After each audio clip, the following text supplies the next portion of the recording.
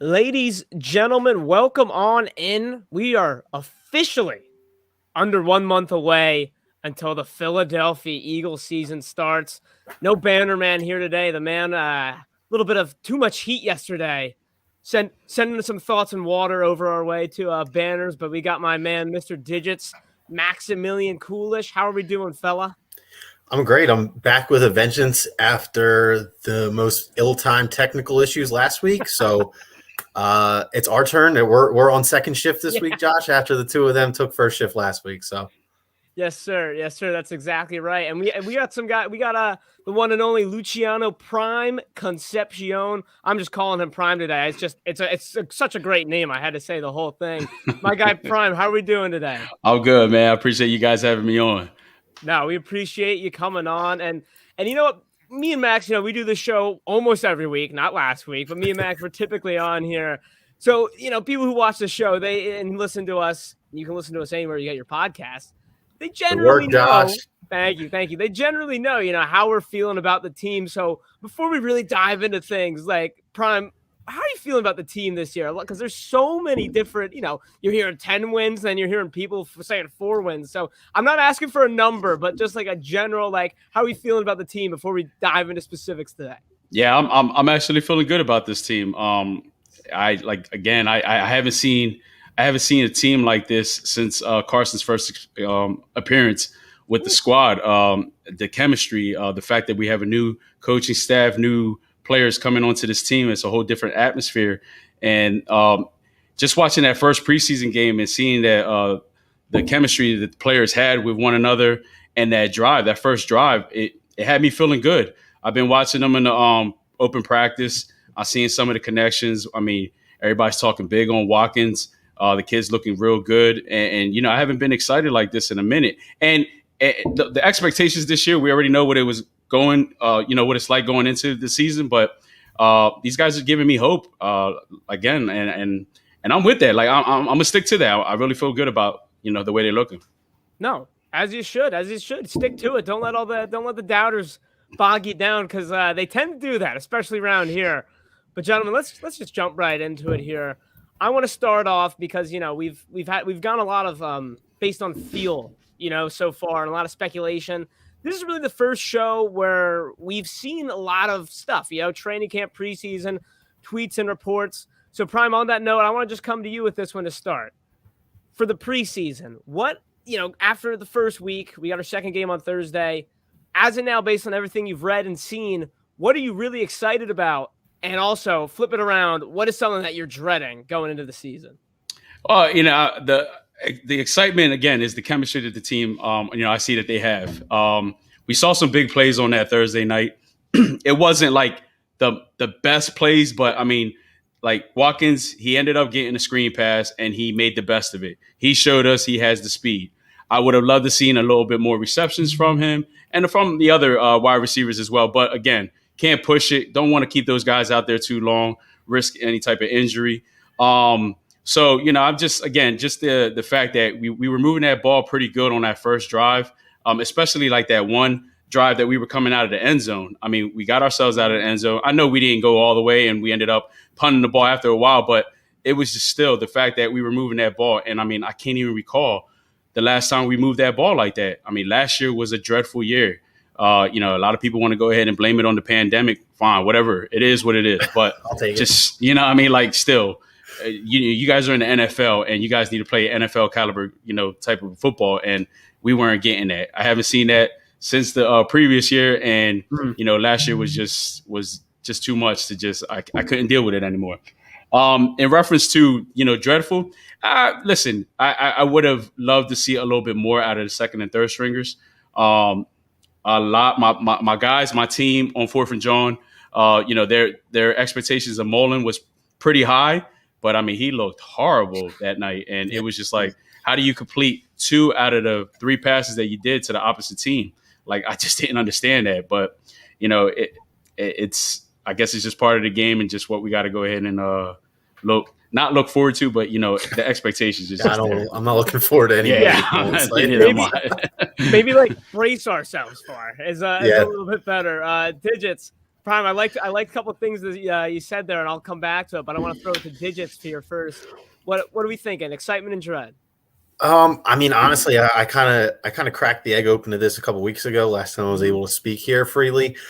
I'm in on Jalen Hurts, and the hype train has just been building with all of the reports from camp and practices, and he looked great against the Jets in their intramural practices, and the reports come out today that he shredded the Patriots today in 11-11 live drills that media couldn't record, like as serious as it gets in these joint stuff. But just kind of backtracking, because obviously that's not part of the context here for that game. I was really, really impressed by Jalen Hurts, man. He made good throws. He released the ball accurately on. No. Hold on. Let me finish this. He released the ball accurately and on time, and he spread it around. He wasn't tunneling. And the last thing I'll say here, Josh, this is all you. We did not have our best what could be our best offensive player. That is what really excites me, is that he was doing that so confidently without the guy that he has the pass report with, without the guy that he's thrown hundreds and countless of balls to in practices and pre-games and all their time spent together in college. When Devonta Smith comes back, I have, I'm not going to put high expectations on this offense, but I certainly expect them to look more fluid and capable than what the Eagles rolled out last year. That's not saying much, but I think they should at least be able to hold up their end of the bargain on that. Oh, by the way, Max, I mean, I was just calling time to say I encourage training camp reports. I'm not using just the preseason. That's what I was trying to say is like, I want to hear more about how Jalen Hurts shredded the Patriots today in 11-11s. I mean, if that's your style, Josh, just go find the ESP tweets from today. I mean, they might as well be fan fiction to you, right about how Jalen Hurts had a touchdown called back from penalty and he went 16-17 from during the drill or whatever it was. I mean, I try to curb my expectations, but it almost feels like in a way that I have the hype of him as a rookie. Like we just drafted this guy because he was just so misutilized last year. We threw him in for obvious RPOs or option plays, and it was just so, that was just like another painful topping on top of that whole painful offensive dessert of last year. Like he wasn't really able to bring any excitement when he was in that limited role. Like when he became the starting QB, some ups, some downs, but at least it wasn't what we had to sit through for the first 12 weeks. And I think that, somehow my mind has allowed me to just discard all that and just treat this guy like rookie levels of hype. Like everything good is good and nothing bad actually matters yet because it's not the regular season. And, that'll probably crash and burn in a couple weeks when things do matter and every play is super important. And one bad read is the play that can lose the game. But for now, I'm enjoying having a rookie QB as much as I can have. And what you got to flip the coin here. Also, what are we dreading? I mean, Mullins was the obvious answer, right? Because you don't, if you're still paying attention that deep into a game, you're not really expecting anything. You know what I mean? At that point, I would say that I thought Nick Mullins would probably end up being the number 2 because Joe Flacco is, he's a mind at this point. He's not really so much a body. But I mean, after that first preseason game, I want Joe Flacco as my backup quarterback, which I didn't think I'd be saying at any point. So right now, Joe Flacco is in the driver's seat for the passenger seat, I guess. But I mean, other than that, I wasn't really too swayed negatively by anything. I think that I mentioned this a while ago, Prime, when this was obviously when you weren't here. I said I had concerns about the bottom of the wide receiver depth chart. That really didn't do anything to ease my mind, but I mean, at this point, Quez Watkins is not part of the bottom of the wide receiver depth chart. He's gonna be integrated in this offense. I don't know how they couldn't after what he's shown in the game, and he, by all accounts, he's been a practice superstar as well. So I don't really have too much bad, but I think Quez Watkins deserves a particular shout out for the bright spot as well. Well, just to share a little bit that I was able to get from today, because I had a couple friends that were actually at that open practice this morning. Okay. They lit that secondary up. Oh, man. Quez Watkins lit that secondary up. Yeah, there was a clip of him beating J.C. Jackson. Yeah. I mean, that was a perfect throw. That's just speed. Like that is the pure example of speed that we haven't had for a while. And exactly. A guy that can just bring that speed. Obviously he's more valuable to the team the more that he can show as a complete receiver. But I mean, hell, even if your only gimmick is to run fast as hell down the field, if it gets Devonta Smith and Rager open a little bit more underneath, by all means. And can you guys answer this? I don't remember seeing a video come out of training camp like that. Like an Eagles, like I don't remember ever seeing an Eagles receiver burning anyone and it being on Twitter and Instagram. Like, I mean, I agree. I can't Our even best recall the last receivers have time. been tight ends for the last 3 Yeah, years. So, literally. No, I mean, I want to touch on the question real quick. You guys really hit it. My excitement is just plain and simple. It's Hurts and the offense because last year the waters were so muddied. Like I think that's what you were getting at, Max. How it was just such a weird year and very gimmicky, and it was such Carson, Jalen. Oh, they drafted It was him. so stop and go is like the best way I would describe it. Yeah. Like they would clip for like a quarter and a half, and then it would just be they are just not able to get a first down for the next 3 drives, like at all. And that's just not sustainable. I'm just ready to sign up for the Jalen Hurts roller coaster this year. Let's just hope it's not a roller coaster, like just a plain 17 weeks of let's see what this kid has. No more QB competition, no more Wentz talk, and especially you said the Smith Hurts connection. I mean, when's the last time the Eagles have had a real 1-2 punch, right?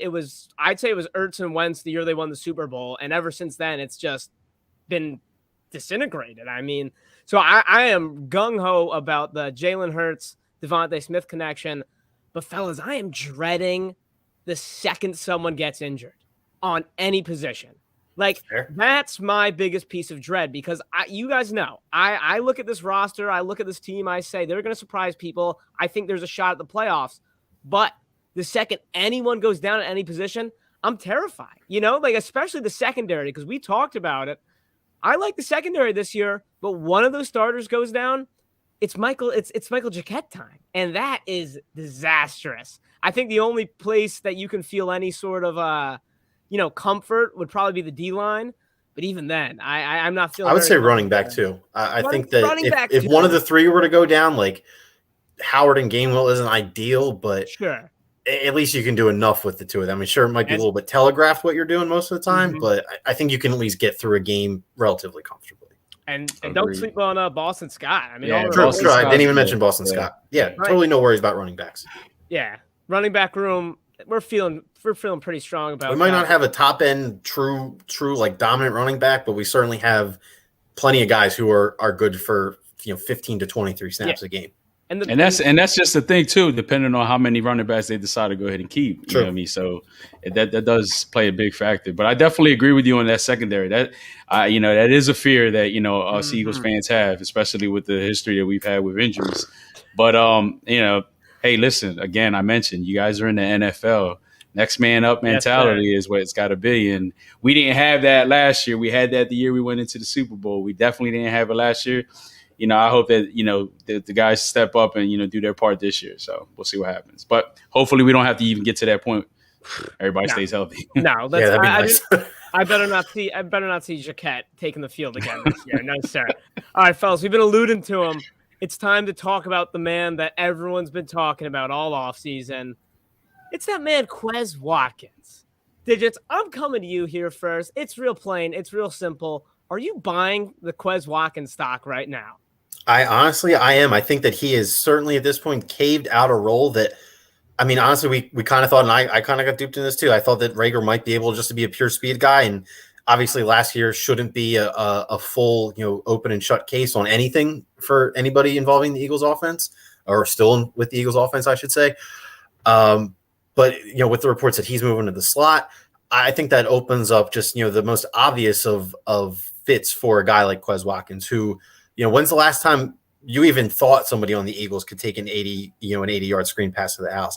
Like, I'll take any kind of 80-yard touchdown. The fact that it's one that starts at the line of scrimmage with a wide receiver, I literally don't think we have seen that since Chip Kelly's. I don't think we've seen it. I mean, it's one of those plays where, excuse me, it's one of those plays where you see everyone in the NFL do it. You see everyone do it against your team, and you see the Eagles try it, and it's either -3 yards or like a 2 yard. Or it just gets blown up and doesn't even work. And it's like, oh my God, the wide receiver screens as easy as it gets. How can't you get it there?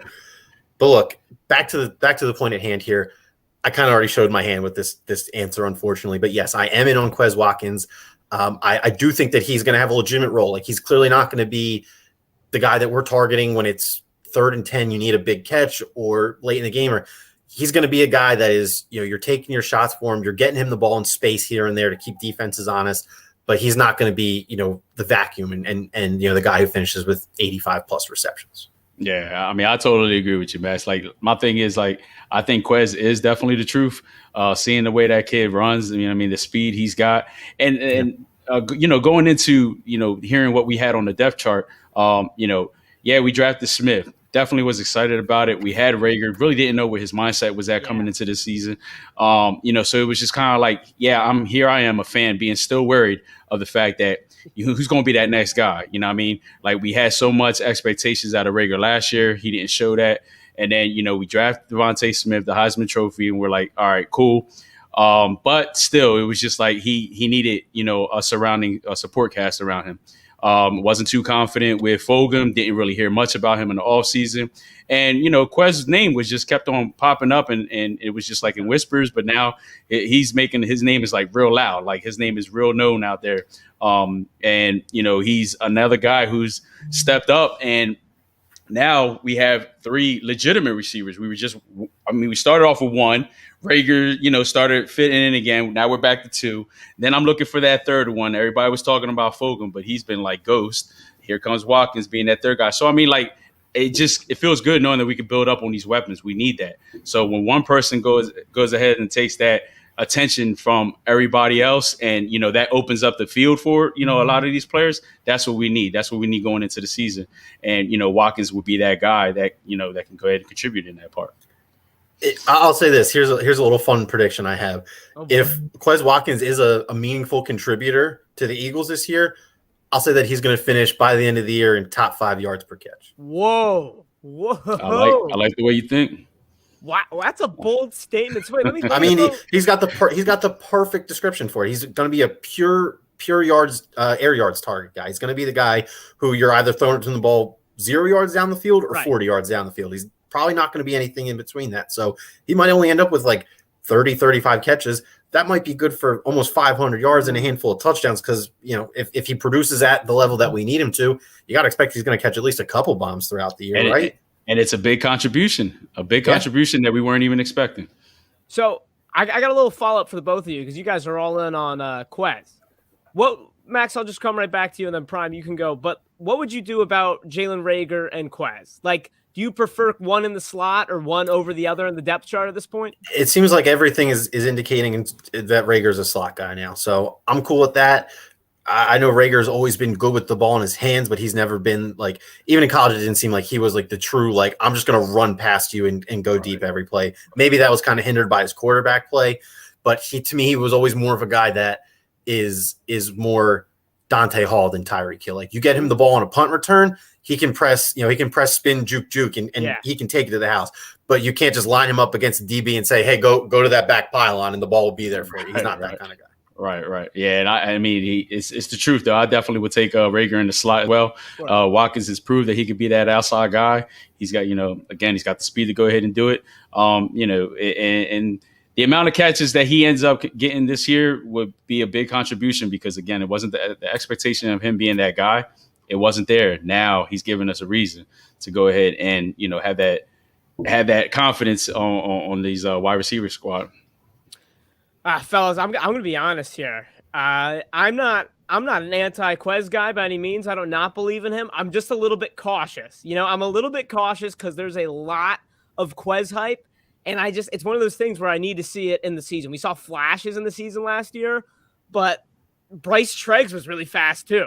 You know what I mean? And I'm not trying to compare Quez to Bryce Treggs. I think Quez is like much better. I think that is already an unfair comparison. Yes.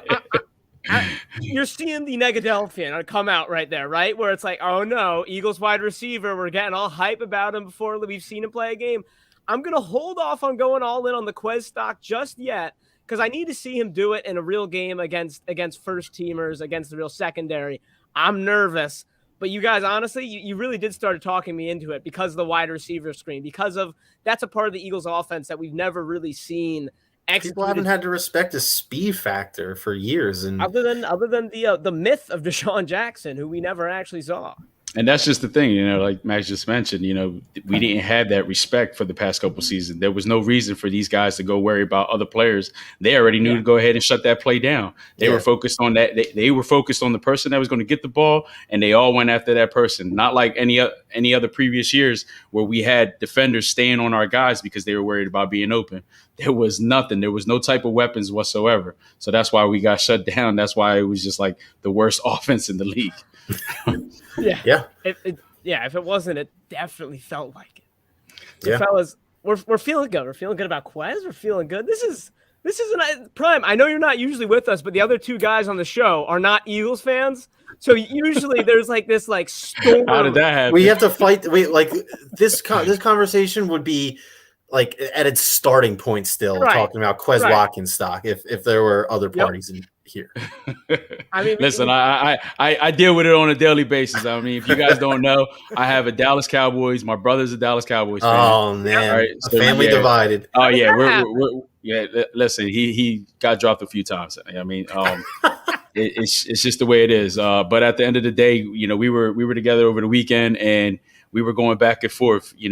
We got a big bet going on. He doesn't feel we're going to get more than 3 wins. I felt like that was that's free money is what that is. I felt like that exactly. That's how I took it as free money. I said thank you, in advance. Like, hey, look, I'll take it. But you forget who they play 2 times a year each. He got all hyped up off of that little mojo thing that they got going on in their training camp. So dumb. It's so dumb. I don't even want to get on it.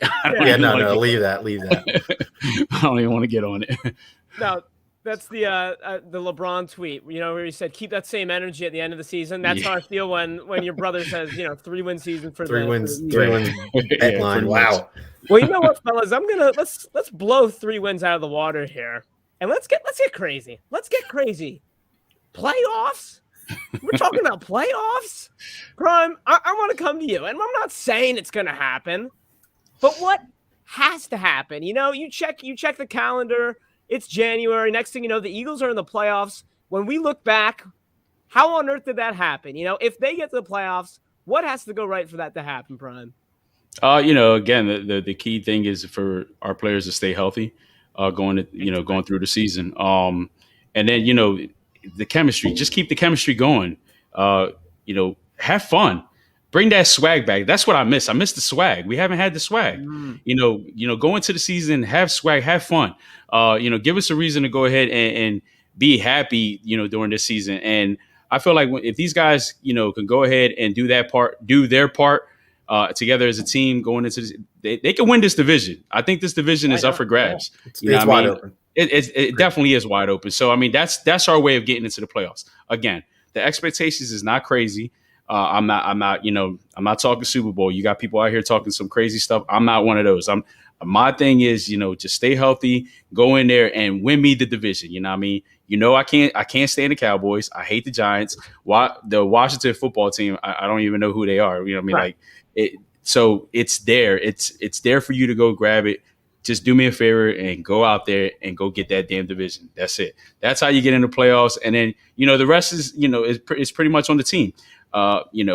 If we make it through the first week of playoffs, or the second round, whatever, that's cool. But my expectation is just go win the division and do your part after that. So that's where I'm at with with the playoffs. Talking about playoffs. Yeah, no, I mean it's a simple formula. It's take care of business, take care of the division. I think, that's it. Fellas, I think this should be like a thing for Eagles fan this year, where it's like obviously the Super Bowl is the Super Bowl, but the division should be the Super Bowl this year. Like, I don't think we're really expecting the Super Bowl. Say, hey, if we win it, awesome. But like, for Eagles fans, you should treat the NFC East like your Super Bowl. Let's go crazy if they win, because I know it's not like that every year. But that's my bar. Like, that's my Super Bowl this year. So, Max, let's say the Eagles, they win the division. How do we get there? I mean, can I take the obvious answer? Do you want the obvious answer? Because I'll pick something. Bring us the obvious. I mean, it's got to be Jalen Hurts. Yeah. Jalen Hurts throws for 25 plus. He runs for another 7 or 8. Total amount of turnovers is single digits. That is enough to win the division last year. And I don't know why the division is considerably harder to win this year, especially with Dak Prescott, whatever is going on with him. For real. Because, I feel like we shouldn't disrespect the Washington football team as a team, because as a brand, they are like, what's going on over there? It's weird to me because they're viewed as such a prime candidate, like, oh, they got better at quarterback, but they won so many close, ugly games last year. Ryan Fitzpatrick is not suited for that type of game. I don't know the exact stat off the top of my head. I do know that they were one of the best teams in the NFL in one score or less games. Ryan Fitzpatrick does not have a great career history in one score or less games. Like the ones that he wins are amazing. They are like, how the hell did that just happen to me? Right. Fitzmagic did it again, goddammit. But a lot of the one score games that he's involved in is like Ryan Fitzpatrick, third pick of the day, 4:14 to go in the game. All right, boys, a couple first downs and we're out of here with a win. And the Giants are the Giants. So like, yes, it's easy for me to say that as a biased Eagles fan, but Jalen Hurts could, like, without rewriting history, could still turn in by a margin the best quarterback season in this division. And I don't know how at this point that's not enough just to probably will you to 9 or 10 wins with, you know, the core that we expect around him.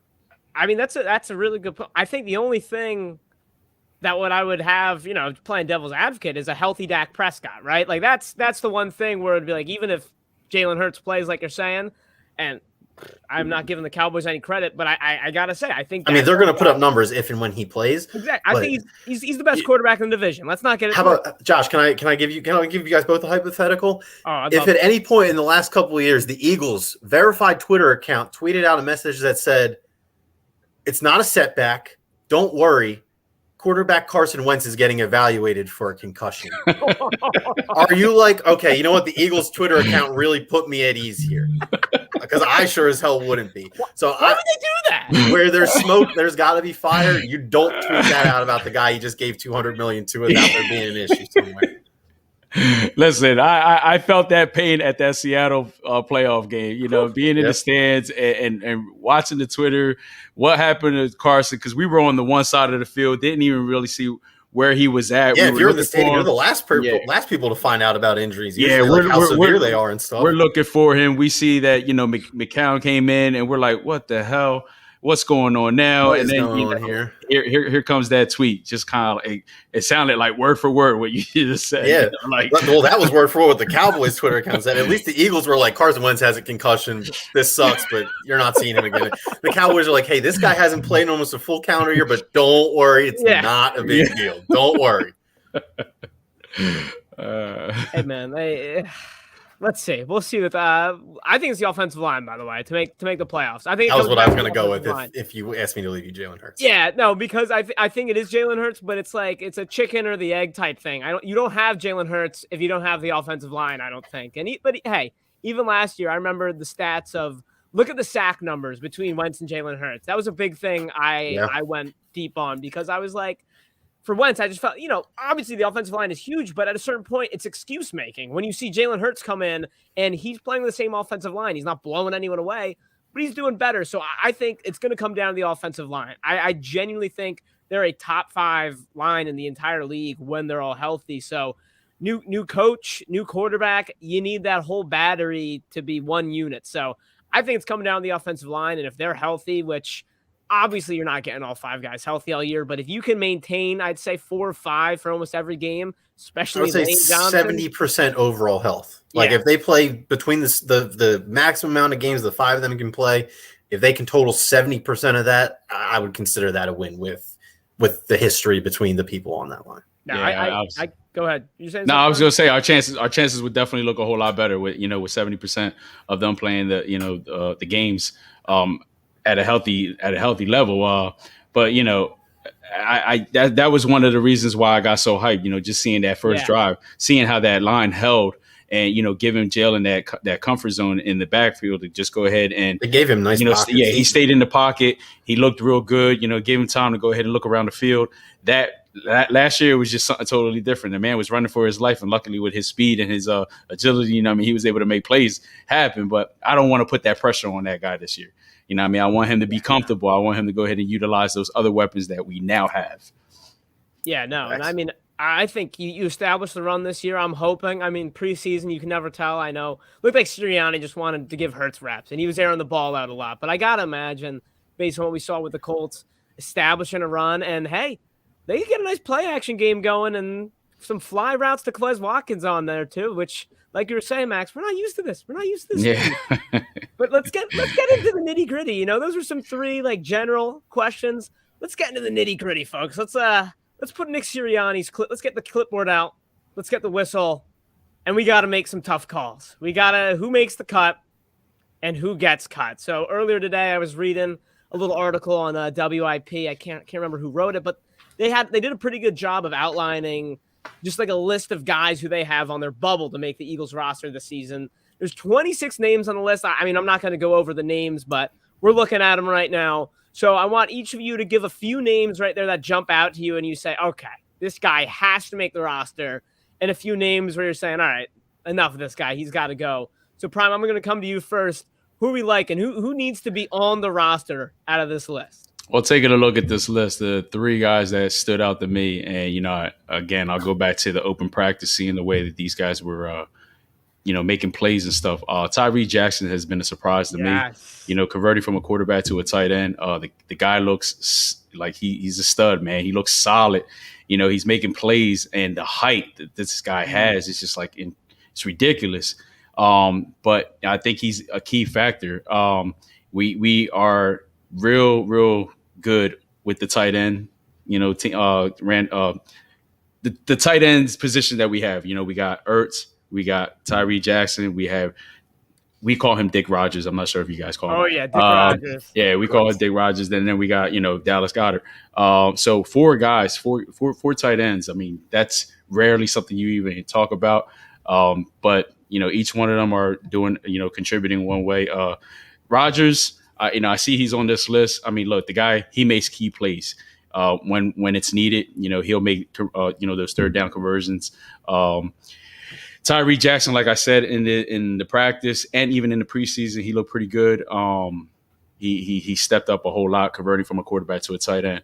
I see Jordan Howard. I think I like Jordan Howard. I've been a Jordan Howard fan, with Chicago. Didn't really see much out of him in Miami. I didn't feel like they utilized him that well. And then knowing that we picked him up, I really feel like this was a fresh start for him. And he's kind of been showing that. He's showing a whole lot, again, in that open practice and in the preseason, at least for what I saw. So I would like for him to go ahead and make the team. And then I was real big on Jacoby Stevens, man.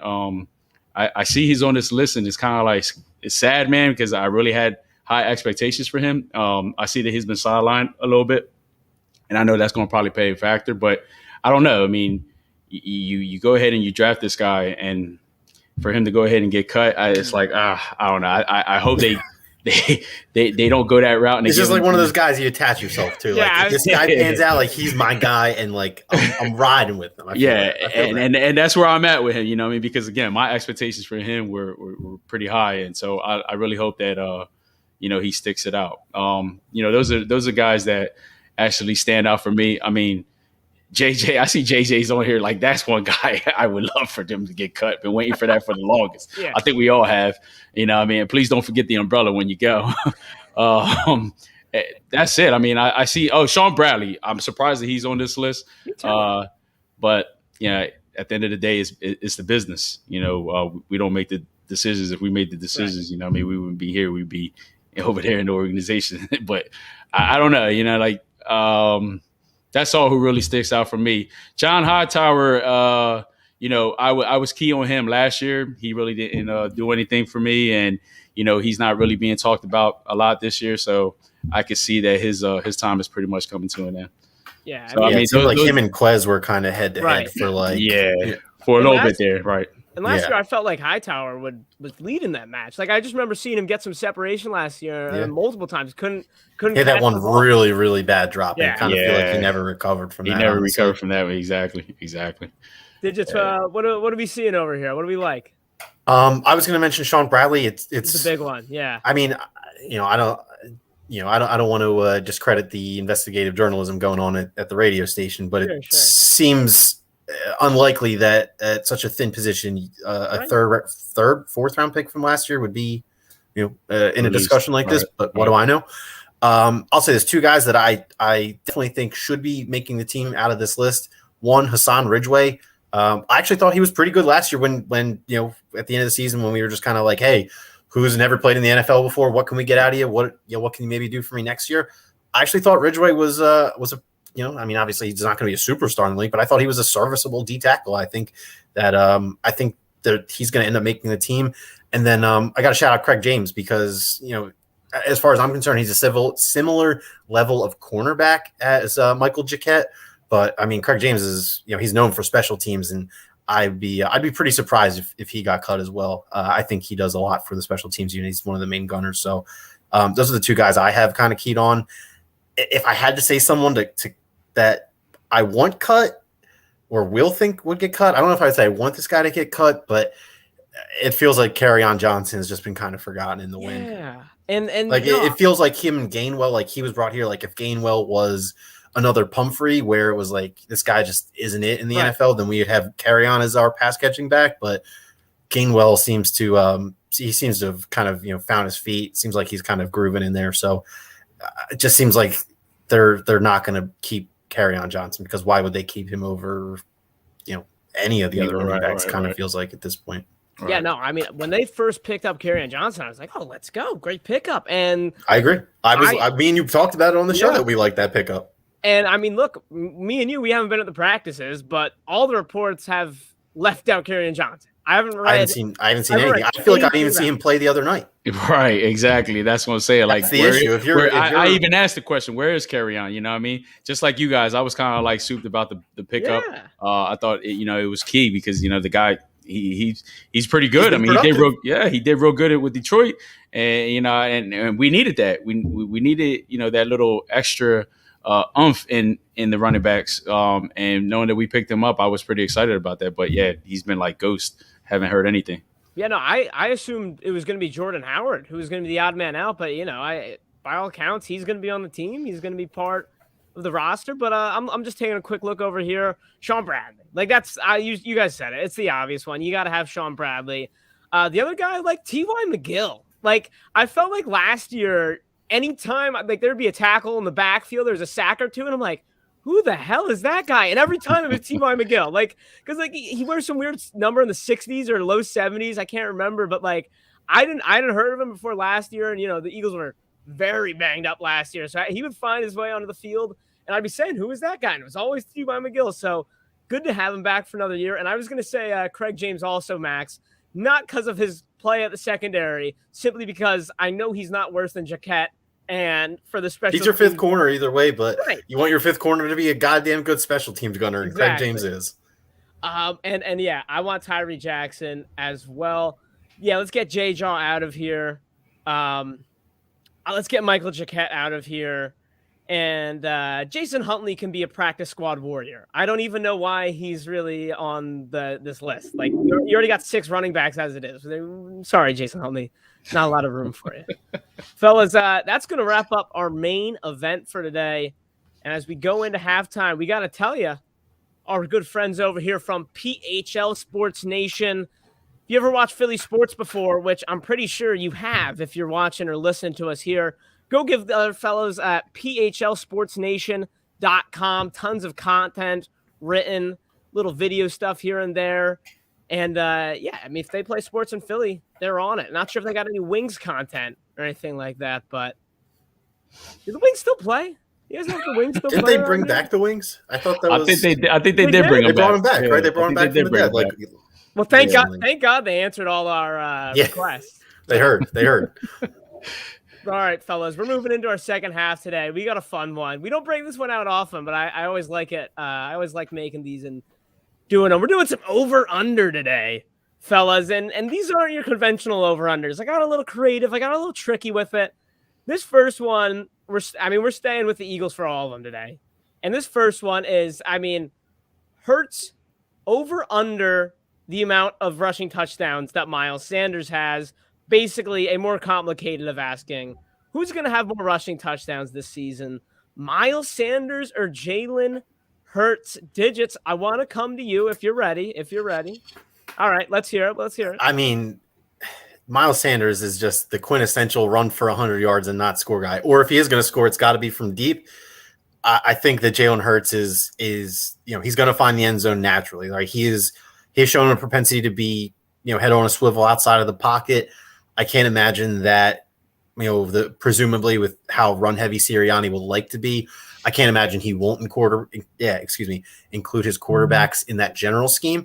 And also we've seen in the past before, like Miles Sanders is very susceptible to getting poached at the goal line. Jordan Howard, I mean, it feels like Jordan Howard's been getting paid for the last 3 years to steal Miles Sanders touchdowns when they're close to the end zone. So it just feels like there's too many hurdles in the way for Miles Sanders to cleanly put up double-digit touchdowns, where I feel like Hurts is almost shoot in for 6 or 7. Yeah, no, I agree. I mean, I was shocked. I think Hurts had 3 touchdowns in like 4 games rushing last year. So that's pretty good evidence there. Prime, what are we thinking? I'm gonna go the opposite, man. I hope I'm wrong. I'm really souped about this new scheme, and I think Nick Sirianni is going to put something together that we as fans been wanting for a long time, and that's that running game. Yes. So I think Miles Sanders is going to be utilized the correct way, because we haven't gotten that from him since he's been on this team. This year is that year. I really got, big expectations from him. I'm really souped to see this guy go out there and play under Nick Sirianni, especially the way Nick is hyping up, this run game that, he's bringing to the table. So, I think Miles is going to have, more touchdowns than Jalen. And it's something that I kind of want. You know what I mean? We got weapons now. Don't put the quarterback into that situation. Like, let him just be a quarterback, utilize those other weapons, let them get the touchdowns. At the end of the day, I don't even care who it is. If as long as somebody's scoring. Right. Of course it has to be somebody, but I mean, like if Miles goes ahead and gives me 99 yards and then they decide to bring Jordan Howard in to get that 1 yard touchdown, I'm for it. I'm good, but I'd rather it be like that instead of, putting it on Jalen, which the expectations was on him last year because we were just horrible all around. We didn't have anything else. So it was just like, who's going to be that guy to go ahead and score? And we were all looking for Jalen to score last year. This year, no. I want him to just be at ease, stay in that pocket, be a quarterback, be that quarterback that we want you to be in, and that's it. I want you to be right. I really want you to be right, because I think we all want our number one running back to have more rushing touchdowns than the quarterback, but I'm nervous, man. I'm nervous about getting down to the goal line, and I think I'm agreeing with Max here. Like, I think Jordan Howard's going to be getting the ball near the goal line, and you brought up using Hurts in designed runs. I think he's going to be improvising and scrambling out and getting a few rushing touchdowns. I don't think his design stuff will be near the goal line, probably. Yeah. I think he'll get design stuff in general. I can totally see, at least once this season, the Eagles run play action all to one side and they just have Hurts go just scramble to the opposite pylon. I can see that being utilized. I feel like Sirianni's the kind of guy who'd be like, this works all the time for other teams, especially against me, having to watch Patrick Mahomes and Lamar Jackson do it. Even Ryan Tannehill, I think, burnt the Colts with a couple running touchdowns in one game last year. So I feel like Sirianni is not going to be shy to use Hurts. But I will agree that I don't think you're going to be seeing sneaks that we would see Doug call Carson run on third and force him with Hurts as much. And I'm realizing I love Miles Sanders. I want to be very clear. I want him to score touchdowns, but that guy's like a fantasy football nightmare. He is. He doesn't score many touchdowns. And he doesn't catch the ball very well. And I love Miles Sanders, but facts are. And he never hits 100 yards either. He always gets pulled right before he does. He always finishes with 80 to 99 somehow. Yep. Always. Right. So I'm with you when it comes to the fantasy football stuff. Yeah. I mean, look, we're touchdown's a touchdown, but I like it. We're split. I like it when we're split. It's no fun when we're all just like, oh yeah, Jalen Hurts. Let's move on to the next one, fellas. Let's see what we got here. Oh boy, it's that guy again. Number 11 turned number 2, and we had a report that was pretty encouraging coming out, but it's just that you never know with these guys. So Prime, what's your thought here? So, over or under week 2.5 for Wentz debut. And, by under, that means he debuts week 1 or 2. By over, it's week 3 or later. What are you thinking? I'm going to go under, man. I think he is going to go ahead and start this season off. I think he's going to be there week 1. Look, I'm probably about to say something that you guys ain't going to want to hear, but I'm a Carson fan. No, that's all good. I was. I won't judge you for it, but I don't share the same sentiment. At this point. If you got listen, so quick story. I have wall over here with fat heads, and Carson was here. So I had to replace him, and he has now been replaced with Miles Sanders. But Nice. I couldn't get rid of the Carson. If you guys didn't notice, Carson's behind me up on the ceiling. Yeah. Okay. So I kept him. Yeah, I mean, that's hard money he spent. I want to get rid of that either. Well, and then on top of that, my brother ended up getting it for me, so I couldn't do that to my brother. Yeah, exactly. But I think Carson's going to go ahead and start week 1. Look, I'm not going to be biased. I'm not going to, lie about it. I wouldn't be surprised if he gets hurt again, and and it puts us, that first round pick in jeopardy once again. But I'm praying that the guy does succeed in Indianapolis, and we see what happens. But I think he's going to go ahead and be ready to go ahead and go week 1. I like you put that very well. It's hard to say you like Carson Wentz now and also be very reasonable. I think we're on the same page, right? I'm not going to be watching Colts games rooting for him, but and I still, I do look back with a little bit of anger. I mean, that was a messy breakup. Yeah. But I look at Carson. I wish him well. We don't have a Super Bowl without Carson, so you know what? I wish Carson well, and that's pretty much what I'll say about that. Now, Digis, what are you thinking? Over, under, week 2.5?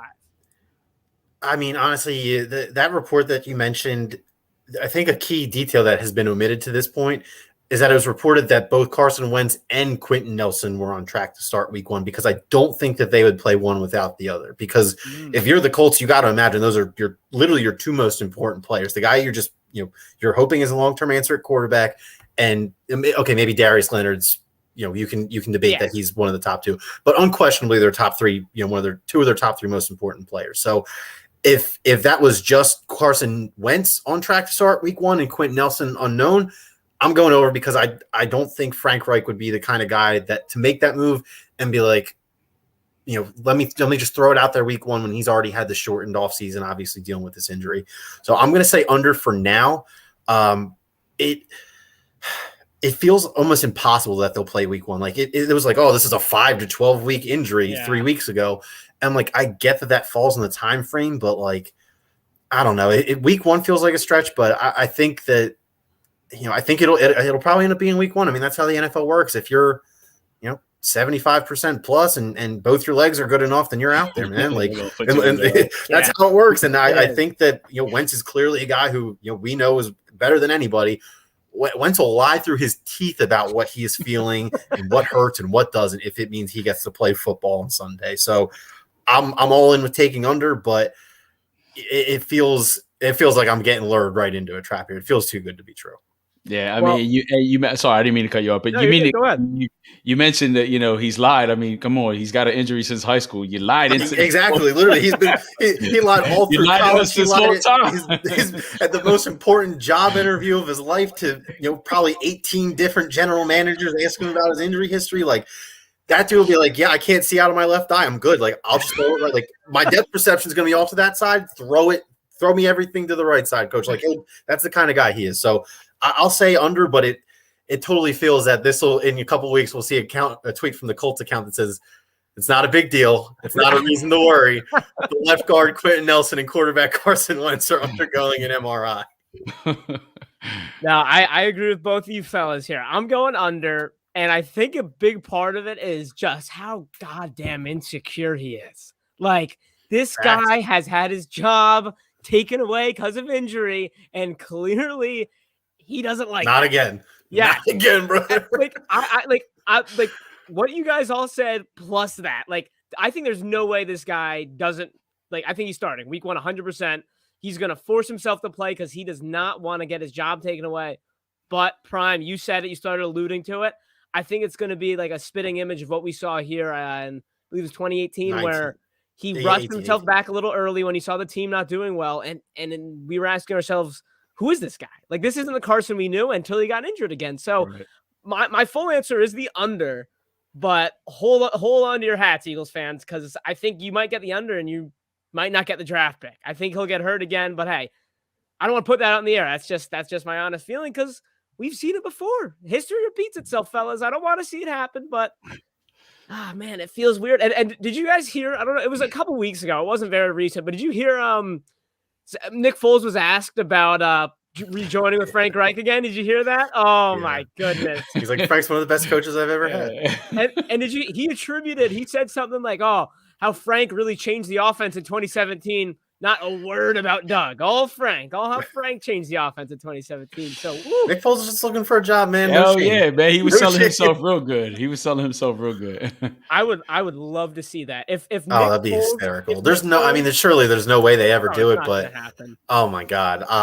I would maybe buy a Nick Foles Colts jersey for the last. I was just about to say, like, I've never been one to be like, oh, this is my second team. It's like, no, we're Eagles fans here, but I don't know, man. If Nick Foles took over the Colts, I might. You get the second team when the Eagles are out for good, right? But I would actively follow the Colts. I wouldn't watch every game because I won't be able to, but I'll actively follow the Colts if they sign Nick Foles for the last. It's a pipe dream. It's a pipe dream, fellas. Last question for today before we head into tap outs.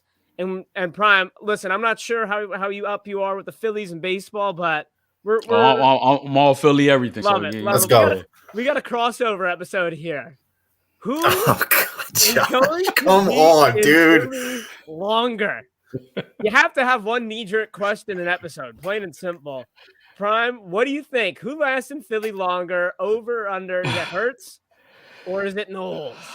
Look, man. I love my Eagles. Baseball is my passion. I've been playing baseball. I still play baseball. I play for a men's baseball league. So I follow the Phillies real, heavily. Nola, he's not that guy. He's not that guy that everybody, We're one terrible umpire decision from this question not even sniffing the Google document that it's in. That's all I want to say. That's all I want to say on the matter. I don't know how I like to stand on right now, but that one blown strike call leads with 3-run home run. I'm allowed to be salty over. That in every other game this season, Digits. I mean, come on. He's 7-7 after that. The way the city is talking about him this season, I mean, this guy might as well be 4-15 with an 8.5 ERA. He's 7-7 with an ERA under 5. Yeah, it's not the A season he put up 2 years ago, but I mean, let's not cast this guy out of the city because he's underperforming for 1 year. Yeah, but I will say this, just for a quick asterisk, he is a huge dumbass for all the vaccine stuff that he says. Yeah. I want everybody to be abundantly clear about that. This is not a personal defense. This is strictly a professional one. Yeah, understandably so. Now, well, so wait, are you not answering? Are you abstaining? No, I mean it's a tough one, you know what I mean? Because again, you can't go ahead and crucify the guy just because he's having one bad season. I mean, look, I'll be the one to go ahead and tell you, I'm actually having a bad season my damn self this year in the league, and I wouldn't want my team. Yeah, I wouldn't want my team to crucify me. You know what I mean? Like the stats previous years speak for itself. Like I can still play the game. So, I say the same thing for Nola. I feel his pain, like, hey, you're having a bad year. You get it. You know what I mean? You just got to come back from it. Don't let it get the best of you. Don't be another Carson. You know what I mean? Don't go into that depressed mode. You know what I mean? Like, just come back from it and get better. And then, Jalen, I mean, like right now he's hot. He's the hot topic of Philly. So it's a tough one to go ahead and say, but if I had to choose one, the way us Philly fans are, I could see them running Nola out of here sooner than Jalen. Sad point. Yeah. So that's where I'm at. I feel like Jalen's going to go ahead and be here longer than Nola. Are you just no answer? You're against the whole question? Yeah. I mean, I'll answer the question because that's what I'm here for. And I do have to agree that just based on contracts and like think about it like this. If Hurts pans out, he's going to be an Eagle for at least 10 years, right? Like if he is the guy, he is going to get locked up and he's not going to go anywhere. I don't see any world at this point where Aaron Nola is a Philly in 2031, right? So the pure numbers pick is me saying Nola because even on their current contracts, Nola is going to be out of here before Hurts. Imagine this question on April 25th, 2020, the day after Jalen Hurts was drafted. Whew, you wouldn't be expecting that. I'm going Jalen Hurts. I mean, I just think Hurts he's the guy. I mean, it was refreshing to hear the Deshaun Watson talks just absolutely fizzle this last week. I haven't heard anything, knock on wood, about that one. But I really think they're starting to believe in Hurts. And I hope he's the guy. Like you said, Digits, I want him to be the guy. And we are very guilty of doing this whenever a quarterback is here or whenever anybody shows any kind of promise. Yes, we do this. We label them as the franchise. So I'm not saying that. but my hopes are high. Fellas, that's going to wrap it up. And Prime, we do a little thing here called tap outs where we pretty much just say whatever the hell we want before we head out. Digits, do you have a tap out? You got one? Yeah. All right, let it fly. A little corny maybe, but this past weekend went back to the hometown for the fantasy football draft. You know, all the hometown boys, and I'm not going to bore you about my great team that I got amazing steals on, and I'm feeling great about my chances, even though all that's true.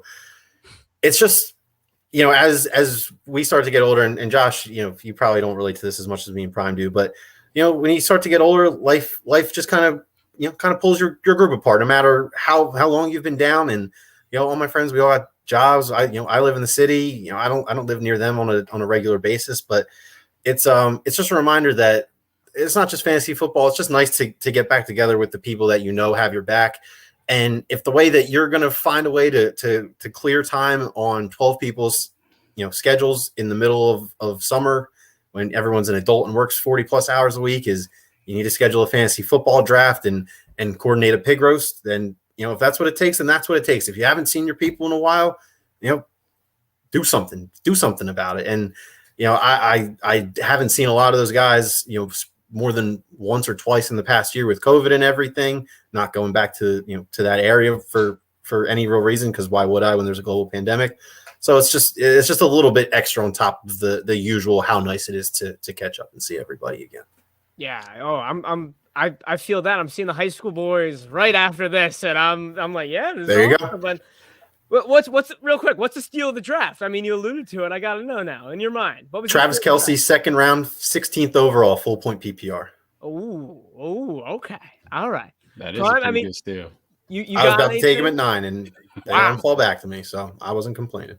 Prime, if you don't, I mean, look, Prime, plug yourself also. Even if plug yourself, and if you got anything you just want to talk about, here's your chance. Well, I mean, just kind of going off of how you guys do this thing and listening to you speak, Max. That it's a key. It's crazy because, like, you know, when we're done our show, we pretty much say this. You know, it's pretty much the same concept. Just check on your peeps.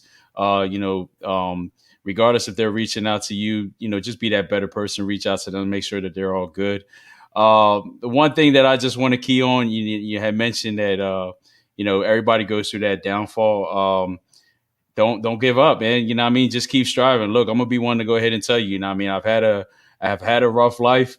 I'm blessed by the best. You know, my mom raised me well, and you know, she's one of the key reasons why I kept striving to be better. So with that being said, this weekend, I'm getting married, man. I'm married. Yeah, I'm marrying my best friend, man. I think someone would have mentioned that to us. You know, like, hey, like, this guy's getting married. Yeah. Don't say anything stupid. I never thought I would get to this point, but like that right there is proof in the pudding that, you know, I mean, things are possible if you make it happen. And here I got blessed with, you know, my fiance. You know, she came into my life and she helped me become a better person, better father, you know, a better man figure. And she's the reason why, you know, I'm going to go ahead and wrap it up this Saturday with her. You know, congrats, make it legit. awesome. Yeah, man. Yeah, that's big congratulations to you and her. I appreciate it. Thank you very much. Good luck this weekend. I'm so young, right? So like this is so, you know, like I don't think about those things, but every now and then I'm like, man, like what's it like to like how do you know what to do when you're getting married? It seems so scary. Like, are you worried about that? Are you concerned about that at all? Not at all, man. All that stuff is, you know what I mean, behind me. You know what I mean? Like I've lived it. I've been through it. Yeah. All that, you know, all that is, you know, way back there. Now it's just written. Yeah, all that is, you know, I mean, in the history books. Right now, it's just focusing on what's ahead of me and, you know, being better every day, striving to be that better person every day. Wow, that's awesome, man! Congratulations. I feel dumb now. How do you follow up a marriage? You know what I mean? That's awesome. I mean, look, I'll tap it out. It's nothing. It's nothing compared to that. But I last week wasn't here covering the Rumpf Classic, which honestly I had never heard of it, and it was so cool. Like there was some Jalen Brunson was there, Lou Williams and Montrezl Harrell. They came. Deontay Christmas, Temple Legend, was playing in it. So, and this was something I never heard about until a buddy of mine reached out and asked if I wanted to be a part of it. So I guess my tap out is just like, I know COVID is real. The water is as muddy as the quarterback situation last year for the Eagles, but stay in touch with the community events, because I wish I knew about this sooner. I wish it was something I went to as a fan. It was so cool. So, as things hopefully are getting back, like there's more than just the Eagles or the Phillies. There's all these different things happening that, absolutely. Yeah. I got a little bit of on it. positivity to take us out when you're done your point. I'm done my point. Let's hear it. And obviously I'm not a medical doctor, but initial reports that Lollapalooza was not a super spreader COVID event, which it's a small victory, but who saw that coming? Because I sure as hell didn't. So I'm like, that doesn't seem possible, but if it is, I'm with it. Let's go. Hey, numbers don't lie. Numbers don't lie, man. Oh man, Prime, as always, man. Thank you so much for joining us. Man, appreciate you guys. We got a long football season, so you're gonna have to hop back on with us. But after the honeymoon, you hop back on for your first game back in the States. You got it. As always, we're brought to you by My New Philly, where something's always news and everything's always Philly. Thanks to down Philadelphia. We'll see you next Monday. As always, go Birds, fellas.